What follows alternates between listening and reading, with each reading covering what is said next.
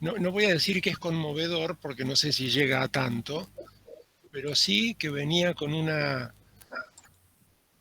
especie de pesadez con esto de otra cursada virtual que se inicia, que no sabemos cuándo va a volver la presencialidad, que la presencialidad es tan relevante para nosotros. Este, bueno, comencemos. Buenas tardes, mi nombre es Hugo Leale, soy profesor adjunto regular a cargo de la materia que en el año 85 organizó, creó, pensó y comenzó la profesora Graciela Saldúa. Estoy a cargo de la misma desde que ella se tuvo que retirar por la jubilación. Y hay presentes junto conmigo compañeras y compañeros que integran el equipo docente de la cátedra. Está Ana Tisera, que es la jefa de trabajos prácticos, Malena Lenta, docente, auxiliar de trabajos prácticos, Paula Tortosa, también auxiliar, coayudante, Sabina,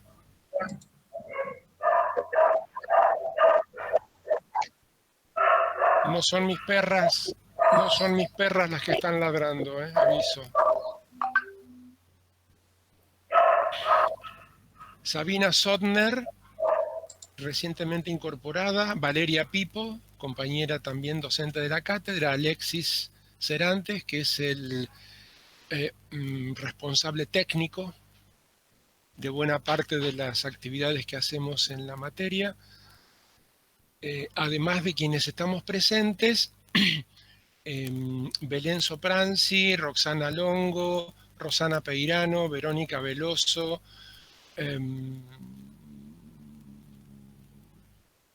Kevin, se me fue el apellido, Malena, Kevin Viarengo. Kevin Viarengo. Kevin Viarengo.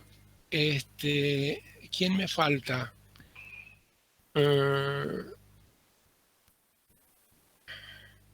Verónica, ¿la Verónica Veloso, sí.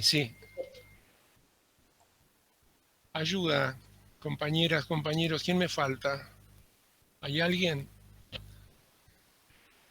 Rosana Longo. Sí, la dije. Y Estefanía Rufa, creo que la mencionaste Estefanía. también. No, Estefi no la Ahí da. está. Estefanía Rufa. Perfecto. Bien. Decía al principio, esta cátedra se inició en el año 85, la inició la profesora Saldúa, formaba parte de las materias obligatorias, era en aquel momento un equipo docente de 35 compañeras y compañeros, ocupó el lugar que ocupaba antiguamente la materia psicohigiene y salud mental, que inauguró en la facultad, no, en la carrera de psicología, no era facultad todavía, en la carrera de psicología, de filosofía y letras, José Blecher, uno de los primeros psicólogos institucionalistas de Argentina, con una posición que en algún momento oportunamente pondremos en discusión, pero sin duda dándole un lugar a todas aquellas tareas donde se podía hacer un trabajo de social comunitario desde el punto de vista de la psicología. Después la materia tuvo una deriva, digamos, casi tecnocrática, que fue cuando algunos de nosotros la cursamos, centrándose en cuestiones de psicoprofilaxis, qué sé yo. Esto fue mucho después de la muerte de Blecher, ¿no? Y con Saldúa tomó una perspectiva absolutamente diferente, en el sentido de centrarse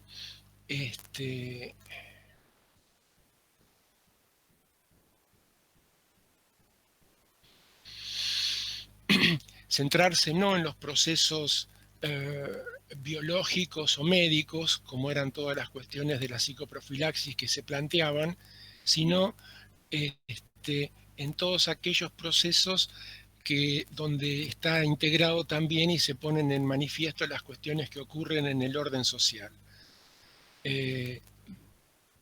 Tampoco hay cabida para la noción de salud como algo que sea esencialmente personal, sino como una cuestión que está planteada en términos de salud colectiva. Espero que todas y todos hayan entrado a la página del campus de la materia, donde está, sobre todo les pido que lean la bienvenida, donde se especifican cuáles van a ser las actividades que tenemos planteadas para este año, cuáles van a ser los ejes que vamos a trabajar, y cuáles son los requerimientos para certificar, digamos, la presencia de ustedes con la participación en cada foro, y cuáles van a ser los trabajos que les vamos a requerir como condiciones de evaluación.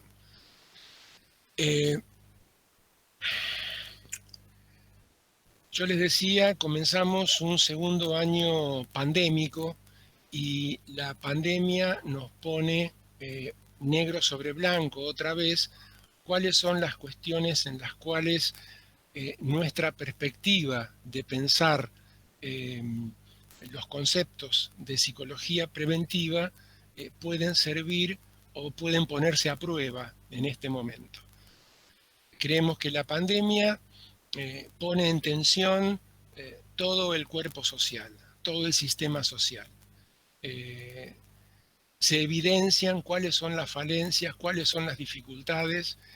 En este año hemos visto de qué manera las medidas sanitarias que se han tomado y las restricciones que se impusieron generales, no solamente las restricciones sanitarias, sino todo lo que hemos visto cómo se encadenaba, afectaba nuestra salud física. Hemos tenido compañeras, compañeros, todos conocemos a alguien que ha estado infectado con el COVID-19, con resultados diversos. Algunos han fallecido, otros han quedado con síntomas, otros ha sido muy leve la infección que han tenido que cursar. Sin duda, además de la afección que hemos vivido sobre nuestros cuerpos físicos, se complementa con la afección que todas y todos hemos sentido sobre nuestra subjetividad. Esto que decía al principio de un estado de ánimo medio embotado o de cierto pesimismo que cada uno de nosotros detecta, digamos, cuando hablamos con las personas, que lo vemos en la clínica, que lo vemos en los grupos, que lo sentimos personalmente también. Estamos todas y todos atravesados por esta situación, lo cual nos interpela para que también nosotros nos esforcemos en empezar en pensar respuestas que entendemos que es una obligación de la universidad pública. Nosotros que tenemos el privilegio de estar cursando estudios superiores, tenemos ese compromiso o esa obligación de pensar cuáles podrían ser alternativas o qué es lo que podemos proponer en estas circunstancias. No puedo dejar de mencionar el papel pobre que ha desempeñado no solo la Facultad de Psicología, sino el conjunto de la universidad en esta pandemia. Entiendo que no estando a la altura de las circunstancias, de los requerimientos que la salud de la población tenía, ¿no? Digo toda la universidad, porque debió haber puesto desde el principio todos sus recursos para poder entender, aportar conocimiento y también aportar un poco de esperanzas en un momento en el cual no las había y todavía estamos remando en este en esta situación. Hoy, sobre el tema con el tema de la vacuna, que evidencia otra vez el tema de las desigualdades tremendas que produce el neoliberalismo en el mundo, con países que la acaparan, países que no pueden tener acceso y que aún teniendo acceso hay enormes desigualdades en la distribución. Por ejemplo, como han circulado algunas propuestas, poner en discusión la cuestión de las patentes de la vacuna, que la vacuna sea declarado un bien universal, con un derecho de acceso de toda la población. Esto es, que no signifique el enriquecimiento para algunos pocos laboratorios, ya lo veremos oportunamente cuando nos metamos en el tema de consumo de drogas, una rama industrial que ha tenido un florecimiento económico en el último medio siglo y que en esta crisis pandémica está expandiendo sus ganancias a costas de los dineros que los estados han puesto para la investigación de las vacunas. Preguntábamos nosotros, ¿cómo es posible que una vacuna, cuando en el inicio teníamos dudas sobre la efectividad por la rapidez con la cual habían aparecido vacunas en el mercado, cómo es posible que en tan corto tiempo puedan aparecer vacunas en el mercado cuando normalmente son procesos que tardan 18 meses, 24 meses? Y la respuesta que nos han dado, la respuesta que hemos obtenido es porque hubo dinero que se invirtió. Entonces, cuando hay dinero que se invierte para la investigación, los resultados aparecen antes, cuando se ponen todos los recursos. Eso también lo tenemos que poner en discusión. Si vamos a hablar de aquellas cuestiones que hacen a la salud de la población, también tendremos que discutir hoy este punto que es de una actualidad extrema. Voy a dejar un espacio para que se presente cada una de las compañeras, después retomo yo. Soy Hugo Leales, soy psicólogo, estoy en la cátedra desde el año 90, no estuve en la fundación, pero estuve en la segunda camada que se incorporó. La conozco a Graciela desde el año 72 en La Plata, cuando yo era un niño y ella era una señorita. Ana, a ti.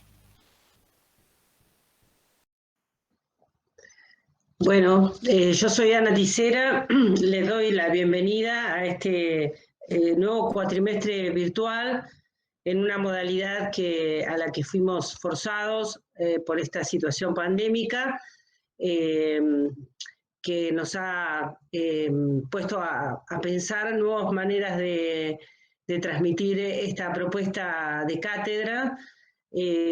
Creemos que hemos logrado una oferta bastante consistente, sólida, donde pudimos continuar con nuestras temáticas. Particularmente yo vengo trabajando el tema de salud mental y desinstitucionalización, los procesos de transformación en el campo de la salud mental a partir de la ley del 2010. Vamos a trabajar eso en los teóricos y retomando un poco lo que estaba diciendo Hugo en relación a la historia de este colectivo de cátedra. Cabe recordar la práctica, perdón, la práctica que surgió en esta materia en el fines de los años 90 y formalmente en el año 2000.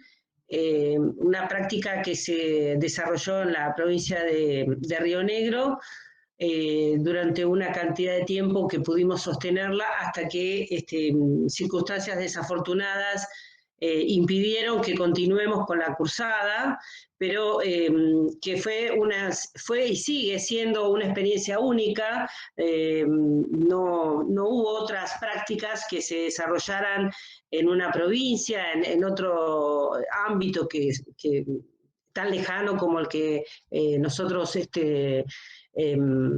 circulamos en la ciudad o en el Gran Buenos Aires. Esta posibilidad de ver un programa de salud mental provincial fue una oportunidad única para nosotros, nosotres, y pudimos profundizar la ley, en ese momento la ley Río-Negrina, que fue un antecedente muy importante de la ley nacional. Bueno, en esa práctica que realizamos en Río Negro, participamos gran parte de la cátedra, luego continuamos con esa práctica ya en Buenos Aires, ya en centros y dispositivos de Cava y del Gran Buenos Aires, y estamos haciendo ahora con mi compañera Valeria Pipo, que ahora se va a presentar seguramente.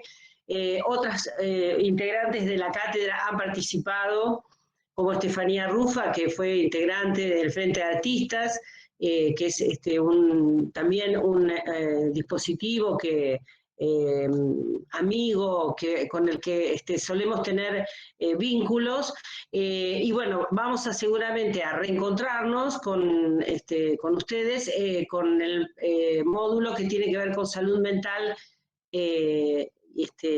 y también con el de trabajo que voy seguramente a participar. Así que bueno, espero que esta oferta sea lo suficientemente interesante como nosotros creemos que lo ha sido estos últimos cuatrimestres, a pesar de que la situación y el contexto no es el mejor. También quiero hacer un señalamiento de que, bueno, los docentes en este momento nos encontramos en una situación muy conflictiva.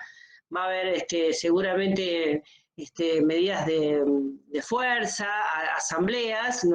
También esto me parece importante porque nos va a atravesar como colectivo de cátedra. Muchos de mis compañeros también participan de gremios docentes, así que, bueno, forma parte del escenario que nos encontramos en este cuatrimestre, ¿no? Con salarios que se han deteriorado, con esta virtualidad forzosa que nos obliga a usar nuestros dispositivos, a usar nuestra electricidad, que nos obliga a usar cuestiones que la universidad no ha tenido en cuenta, no tiene en cuenta, y que se han empeorado las condiciones de nuestro trabajo. Así que bueno, también me parece importante mencionar esto en este contexto que vamos a comenzar todos juntes. Así que bienvenides. Valeria. Bueno, también me sumo al saludo de bienvenida a todos, a todes, a todas, arrancando este cuatrimestre también difícil, lleno de desafíos, de pensarnos también en contextos de pandemia. Yo soy Valeria Pipo, tuvimos recién nuestro primer encuentro del práctico inaugurando la cursada, que lo terminamos hace un ratito. Va a ser un gusto compartir este cuatrimestre y este recorrido. Como mencionó Ana, coordinamos la práctica de salud mental y desinstitucionalización. Yo soy parte de psicología preventiva desde el 99-2000, más o menos, que me incorporé. Y llevamos adelante con Ana también el desafío de la experiencia del pensar espacios de intervención desde una perspectiva de derechos en situaciones de encierro y de desinstitucionalización. Y bueno, también mi área de injerencia y de desarrollo es la niñez y adolescencia en situaciones de vulnerabilidad. Trabajo en el ámbito del Estado, de la política pública, hace también muchos años en programas sociales, desde la psicología comunitaria, desde la perspectiva de la salud colectiva, así que también será un campo de saberes, de prácticas, para pensar juntos y bueno, discutir y construir conocimientos. Así que un gusto, bienvenides. Le paso ahí la posta de presentación a Malena. Sí, les saludo muy breve porque tengo que desconectarme y después volver a la comisión a las 6, a las 19:45. Así que, bueno, contarles que yo estoy en la cátedra desde hace ya también varios años. En 2004 me incorporé en algunas tareas de investigación y ya desde el 2005 como docente. Y también sigo trabajando en el equipo de investigación, especialmente que sigue coordinando Graciela Saldúa, especialmente en temáticas de salud mental, infancias y géneros, ¿no? Que es un poco el ámbito en el que el proyecto, desde hace varios años, que va tomando distintos nombres, se va desarrollando.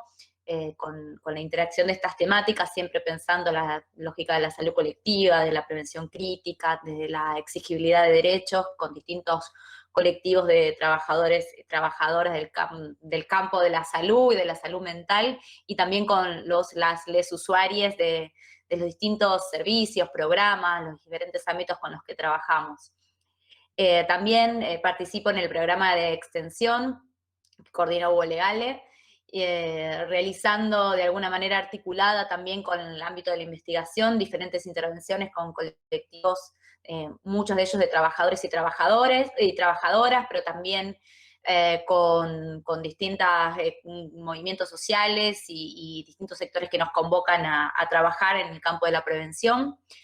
Y bueno, como un poco decía Ana, estamos muy contentas de empezar este cuatrimestre, pero también, bueno, reconociendo el marco más global de la crisis que atraviesa la educación pública, la universidad, la sociedad en general, ¿no? La crisis sociosanitaria, económica, y creo que eso seguro que nos va a atravesar fuertemente. Yo además soy parte de la Asociación Gremial Docente de la UBA y en particular acá en Psicología, y bueno, creemos que es importante que tengamos en cuenta que este cuatrimestre va a ser un cuatrimestre donde se continúa, ¿no?, precarizando nuestro salario, además de nuestras condiciones de trabajo, y eso va en detrimento de el proceso de enseñanza-aprendizaje, del trabajo con los estudiantes, y no es algo a lo que queramos dejarnos llevar, sino que en todo caso queremos seguir peleando y seguir disputando porque la universidad esté al servicio de los sectores excluidos, de los y las trabajadoras y por supuesto también de los estudiantes y los docentes, así que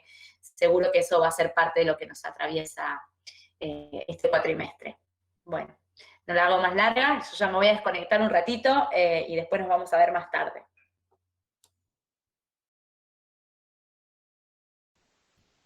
Estefi. Hola, ¿qué tal? Buenas tardes, bienvenidas a Preventiva. Hace un ratito también tuvimos ya el primer práctico con la comisión número 5, junto con Ale de Benuta y Alexis Cerantes. Yo, bueno, ahí como voy a tratarme ahí como el recorrido. En el año 2009 me incorporo al equipo docente de la cátedra. Como decía Ana, participé durante varios años también del equipo de la práctica de salud mental y desinstitucionalización, a partir del cual llego al Frente de Artistas del Borda y participo durante varios años ahí. Y actualmente, ya también hace varios años, que trabajo con jóvenes particularmente, pero también trabajé con adultos, adultes, pero ahora con jóvenes, a partir de experiencias de programas, digamos, que trabajan a partir del deporte y el arte, acompañando a jóvenes de distintos barrios de la zona de Lugano. Así que bueno, esos son los recorridos por donde podré hacer aportes o compartir experiencias, sobre todo en el espacio de prácticos. Y también formo parte del equipo ahora de extensión con un proyecto nuevo con mujeres de comedores comunitarios. Así que, bueno, bienvenidas, bienvenidos, bienvenidas. Y bueno, y ahí estoy. Le paso la palabra a Paula.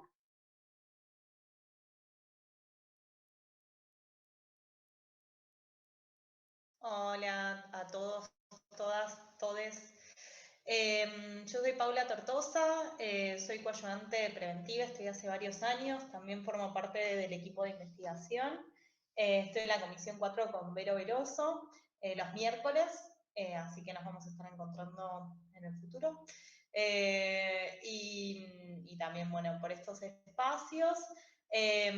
Recientemente soy becaria de CONICET, así que estoy muy contenta por ello. Soy docente ad honorem, me parece que está bueno también visibilizar, como decían los compañeros, en relación a los procesos de precarización laboral.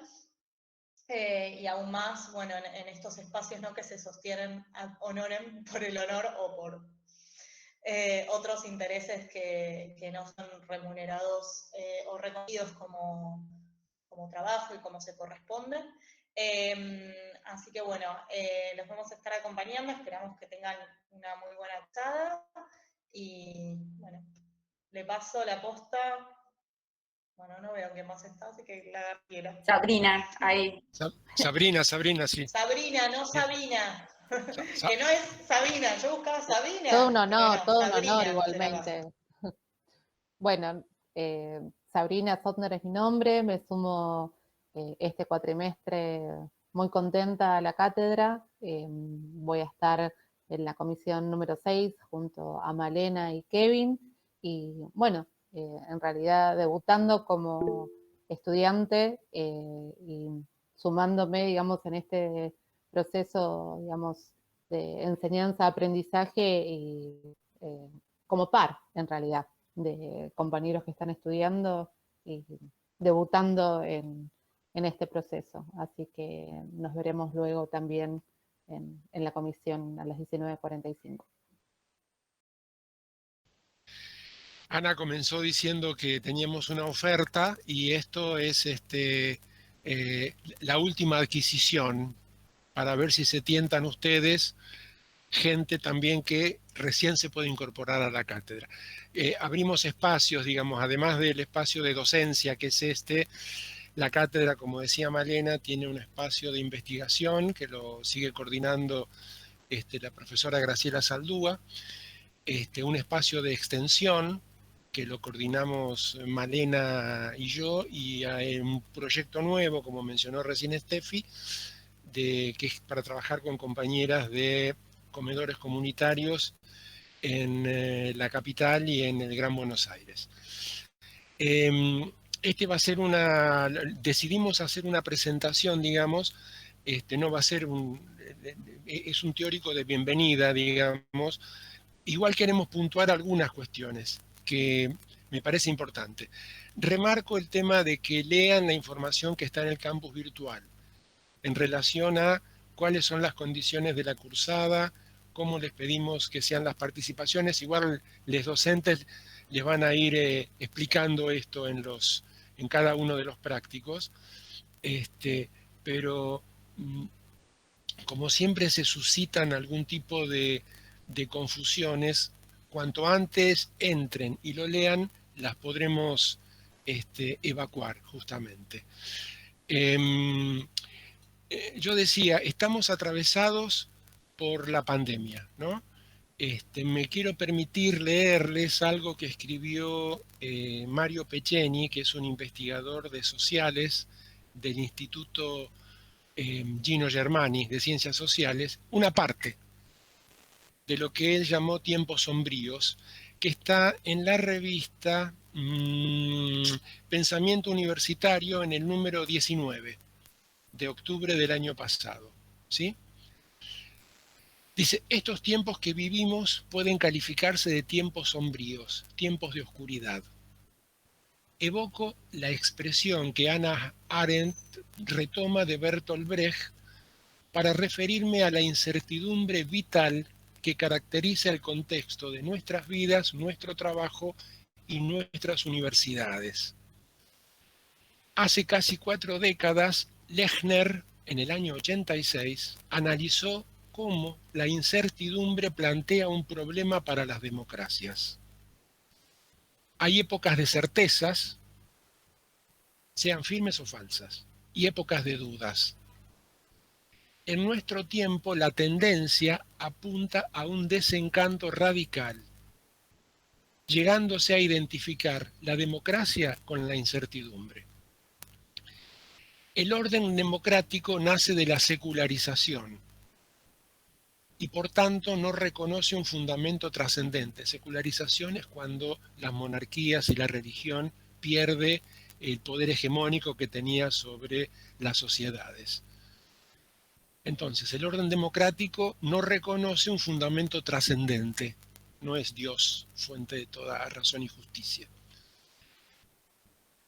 La crítica de las certidumbres ilusorias no debiera ignorar, sin embargo, la demanda de certidumbre. Enfrentándonos a un futuro abierto, la modernidad plantea como problema fundamental cómo hacemos para cerciorarnos de nosotros mismos. Si la democracia fracasa en dar cuenta de esta búsqueda, puede surgir una respuesta autoritaria. Dice Pecceni, me propongo reflexionar sobre el papel de la educación superior y la investigación científico-tecnológica en un contexto de tiempos sombríos. En un contexto hostil en el que la construcción pública de conocimiento está bajo ataque por la conjunción de las lógicas neoliberales, la restauración conservadora y el auge del fascismo. Contexto hostil agudizado por la incertidumbre extraordinaria que provoca la pandemia global del COVID-19. Los ataques, que por economía de argumento y por la carga político-emotiva que suscita califico de fascistas, apuntan a diversos aspectos inherentes a lo universitario.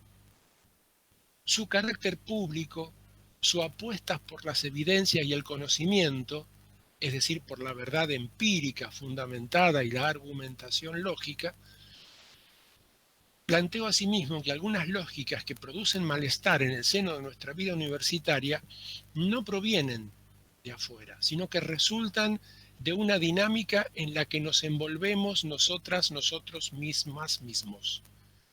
En particular, la exigencia acrítica de productividad y una cultura evaluativa acorde a dicha exigencia. Propone reflexionar para pensar la universidad en tiempos sombríos en los ataques a las ciencias sociales y a las humanidades, a la universidad pública y a la ciencia pública, a la verdad empírica. Y en segundo lugar, cuestionar los malestares ligados a la cultura evaluativa en la que estamos y a la que contribuimos. Cultura que termina por moldear nuestras subjetividades universitarias. Y en tercer lugar, el privilegio que supone para nosotras y nosotros, universitarias, universitarios, contar con espacios públicos en los cuales podamos conversar acerca de nuestra situación y los dilemas éticos que enfrentamos. Creo que el texto de Pecceni es mucho más extenso, pero que sirve para contextualizar en dónde nos estamos moviendo, ¿sí? Es un momento, hemos visto surgir un montón de miserias humanas en este año pandémico y suponemos que van a seguir. Situaciones que de pronto se hacen visibles. Valeria dijo que trabajaba con niñez en situación de vulnerabilidad social. La situación de esta pequeña M de la semana pasada, que genera toda una movida impresionante porque es una noticia que vende, pero que no puede ocultar el hecho, creo que hay que ponerlo de manifiesto, que el 62% de la niñez está en situación de pobreza.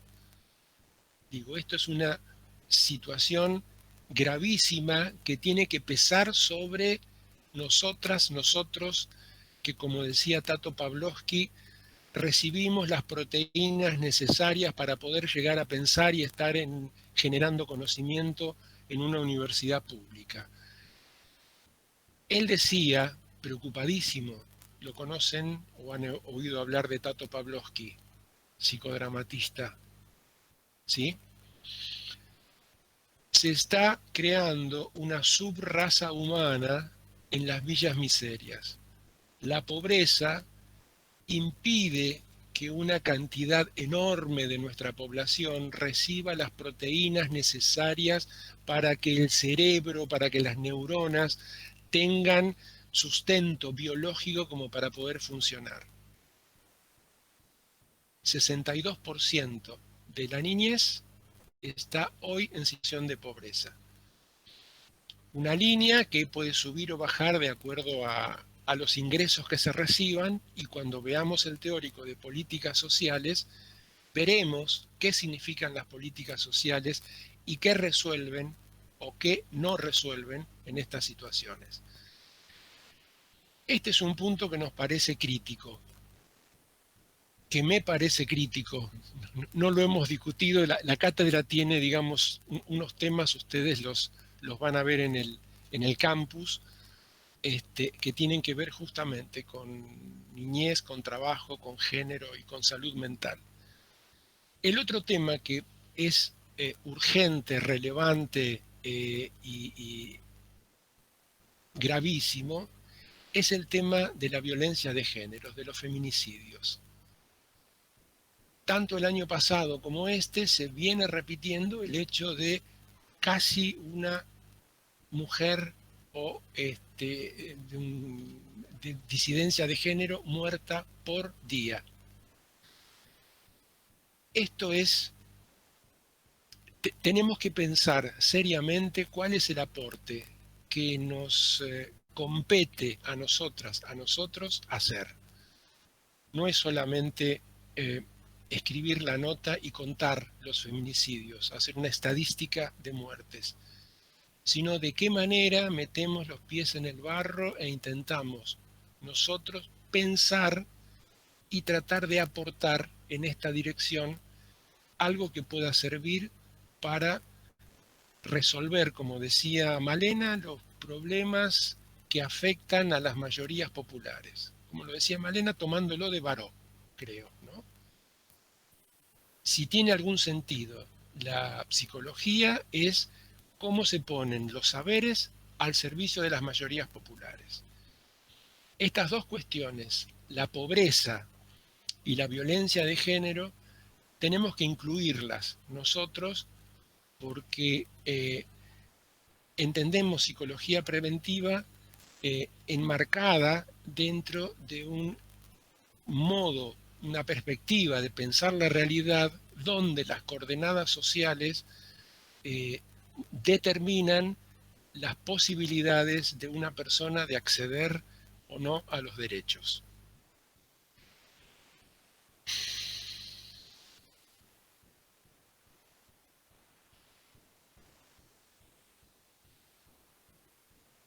Les recomiendo también otra lectura, Marta Dillon, la deben conocer, escribe en página 12, está a cargo de género en página 12, y que me pareció muy pertinente en relación al feminismo, tomando en cuenta que para modificar estructuras o incidir en cambios sociales que tengan algún tipo de efecto, me parece que no queda duda que la puja que se da para poder conseguir derechos es una pelea que se da en la calle. Creo que nuestras democracias, sobre todo nuestra democracia, demuestra que en los enjuagues legislativos o en los enjuagues del Poder Judicial, los derechos suelen licuarse o perderse. Y que sostener políticas públicas o la accesibilidad a derechos requieren de una fuerza social que esté movilizada. Vamos a ver cuando veamos psicología crítica desde los textos de Parker, por qué entendemos que la psicología tiene una palabra para dar en este sentido.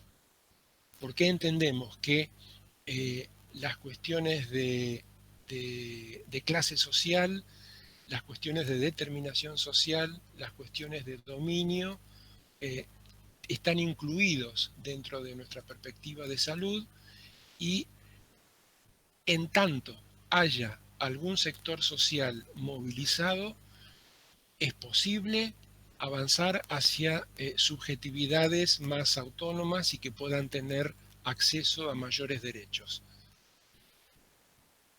En otro momento, sobre la segunda mitad del siglo pasado, era el movimiento obrero, los trabajadores, quienes estaban a la vanguardia de estas luchas. Ya veremos los cambios que produjo la ofensiva del capital sobre el mundo de trabajo, fines del siglo pasado y principios de este. Nosotros la vivimos claramente con el menemismo. Habíamos tenido un prolegómeno del menemismo, que fue la dictadura genocida, cívico-militar, eclesiástica, que de la que en 2 días se cumplen 45 años de su instalación. Ese periodo de gobierno significó el aniquilamiento de una vanguardia, ¿no? De 30.000 compañeras y compañeros que estaban pensando una sociedad distinta. Sin embargo, no se habían afectado algunas situaciones, algunas condiciones básicas del ordenamiento económico argentino. ¿Qué es lo que hizo el menemismo? Todo el capital social acumulado en las empresas públicas fue liquidado a precio vil, con lo cual la Argentina se cambió allí. Los últimos 4 años del gobierno del tilingo que nos gobernó, simplemente profundizaron esa línea, ¿sí? En estas condiciones, ¿por qué insisto, traigo el tema del feminismo y de la compañera Marta Dillon a la discusión? Porque es el movimiento de mujeres el sector social más dinámico y más movilizado, que no solo consiguió que se sancionara la ley, que se sancionó la ley y la reglamentación, y aún así el sector celeste, el sector antiderechos, va a seguir poniendo trabas. Una jueza en el Chaco, hoy una jueza en San Luis, declaró la inconstitucionalidad de la ley. Quiero decir, la movilización va a seguir y seguramente va a continuar también por el tema de los femicidios y también por el tema de los abusos, ¿no? Una compañera me pide hablar, cuando yo termino, quiero citar esto de Marta Dillon. Dice, ¿qué es ser feminista? Es hacerse una pregunta constante, incisiva, no por la propia identidad o por la pertenencia al movimiento, sino por quienes faltan. ¿Quién está quedando afuera? ¿Quiénes están quedando afuera? ¿Las presas, las asesinadas, les trans, quienes caminan más lento, las desaparecidas, las que cargan las heridas de varias generaciones? Nos faltan les indígenas, nos faltan las de los confines, donde no llegan ni los discursos, ni las acciones, ni las marchas. La pregunta por el feminismo es esa pregunta insidiosa, porque justo cuando estabas acomodándote en una zona donde creías que era posible tomar aire, interroga con la urgencia de las hormigas en el culo. ¿A quién aplasto cuando me derrumbo en esta silla después de tanto caminar para que no me pongan el pie encima?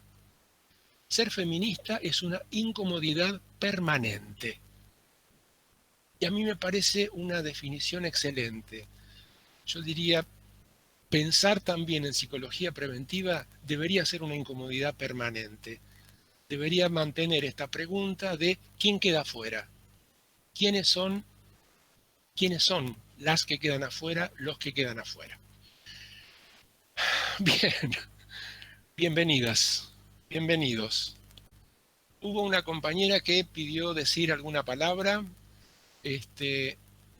puede ella hacerlo, y también si alguien quiere decir su opinión, su pregunta, su introducción a la materia, puede hacerlo.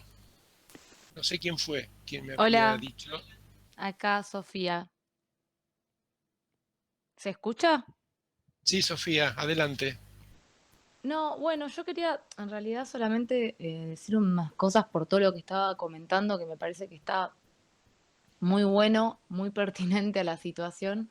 Eh, no, yo en principio me parece que sí está bueno para retomar lo que planteaba de la movilización, la fuerza, las calles y cómo se conquistan los derechos, que para mí eso es importante, el movimiento de mujeres lo demostró, pero sobre todo lo que plantea en relación al 24 de marzo, porque me parece que no es una fecha más en el calendario, sino que justamente se conmemora el aniversario del golpe, y ese golpe que fue, como para mí bien lo decía, el aniquilamiento de una vanguardia.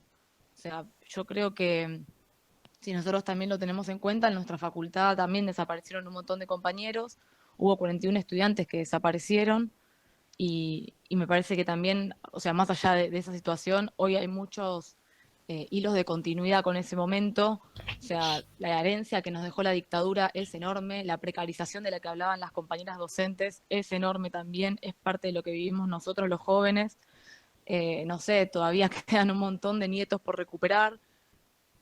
Mismo también el piso que dejó para que después el menemismo avanzara en las privatizaciones y justamente en las peores condiciones de vida que tenemos hoy.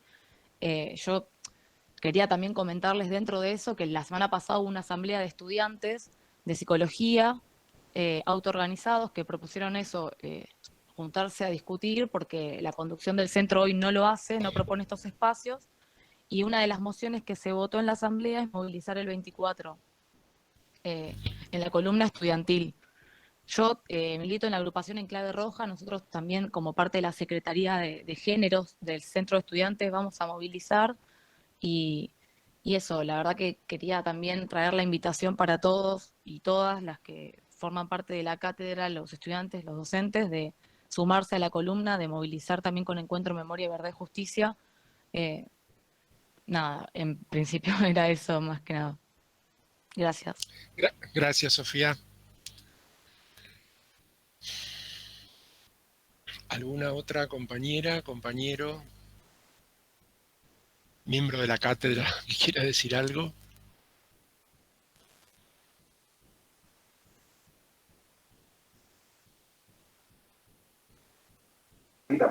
Hola, yo saludar. ¿Se me escucha?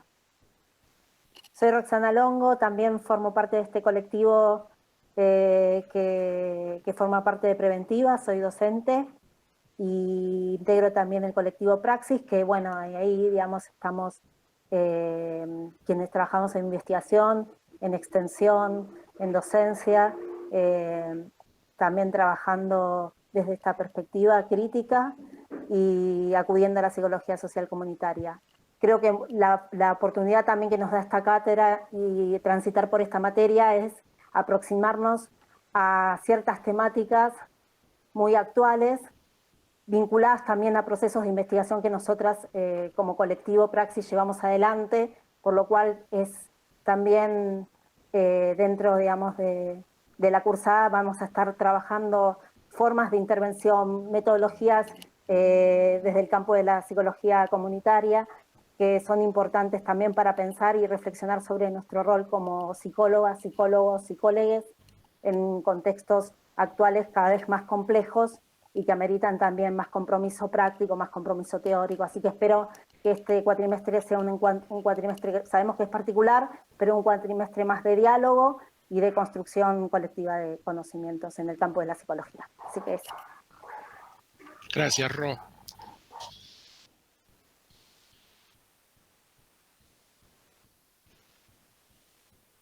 Te incorporaste hace poco al teórico, ¿no? Digo, no estabas al principio.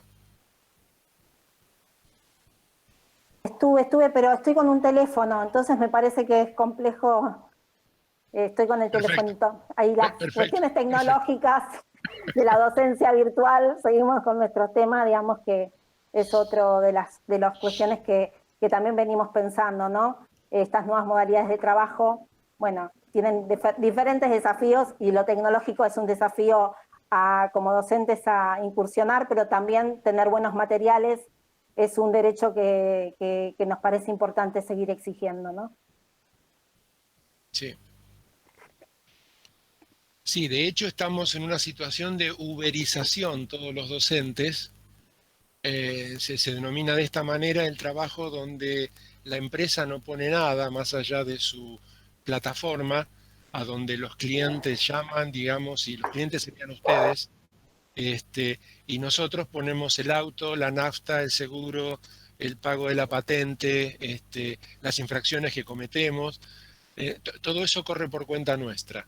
Entonces, digo, es una amenaza la uberización que está naturalizándose en todo el mundo y significa el arrasamiento de derechos de los trabajadores y las trabajadoras, ¿sí?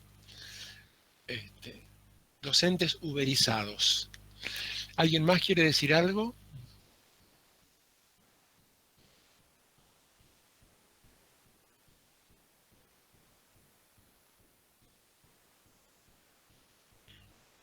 O presentarse o hacer alguna salutación. ¿Está permitido también eso?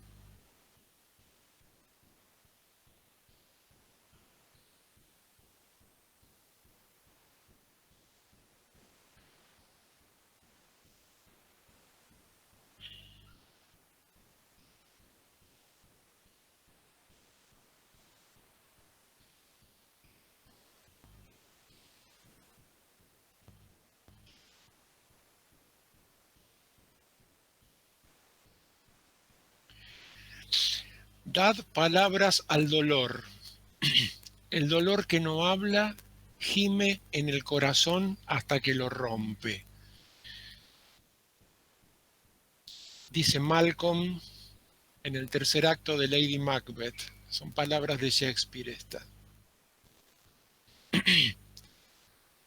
O sea, Shakespeare decía que era bueno hablar porque eso aliviaba el corazón. Lo dijo 300 años antes que Freud, digo, para que tengamos noción de lo que estamos hablando, ¿sí? Pero que también es algo que cabe a nuestra especificidad. Conseguir que el dolor tenga palabras, ¿sí? Esto no es solamente una cuestión del consultorio individual, donde también pasa esto, sino que en los espacios grupales e institucionales en los cuales se interviene, es necesario que el dolor pueda encontrar palabras. Y esto nos concierne. Esto es algo que nos compete a nosotros, a nosotras.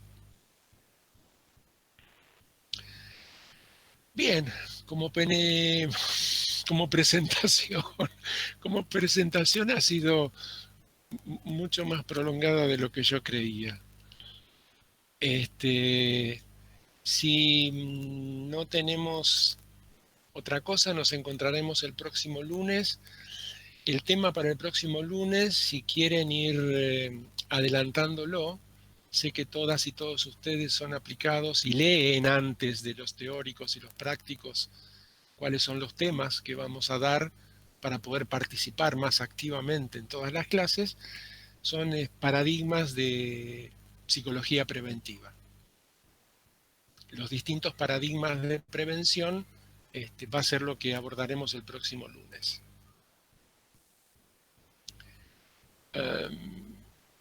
Nos encontramos entonces el próximo lunes. Hay una compañera, Victoria Zurutuza, a la que te pido que por favor se quede un minutito que quiero hacerle una pregunta. ¿Sí? Si está. O si no, hizo como Esteban Bullrich, que dejó su cara y se fue, digamos, si estás presente, Victoria, espera un segundito que te quiero hacer una pregunta. Al resto le digo, nos vemos el lunes que viene. Vamos a hacer la semana que viene los dos teóricos. El mismo teórico el lunes en el horario del teórico del lunes a las 6 y el miércoles a las 12:45. ¿Sí? Hugo, ¿puedo Hasta la agregar una próxima. cosita? Sí, claro. Perdón, no, solo... Ahí está la cámara. Solo avisar en esto que en el aula está el cronograma de los teóricos subido y con eso se van a poder orientar, es esto que está acá, que está armadito ahí bien como qué días son los teóricos y demás, incluidos también los feriados. Eso nomás. Perfecto. Bien. Chau, hasta la próxima. Bueno, bienvenidos, buen comienzo a todos. Chau, chau. Chao, gracias por todo. Chau. Chao. Gracias. Chao a todos, a todos.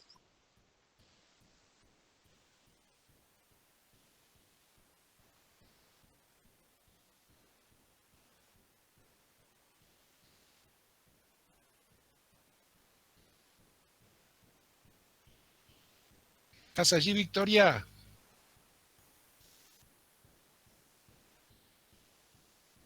Estás muteada.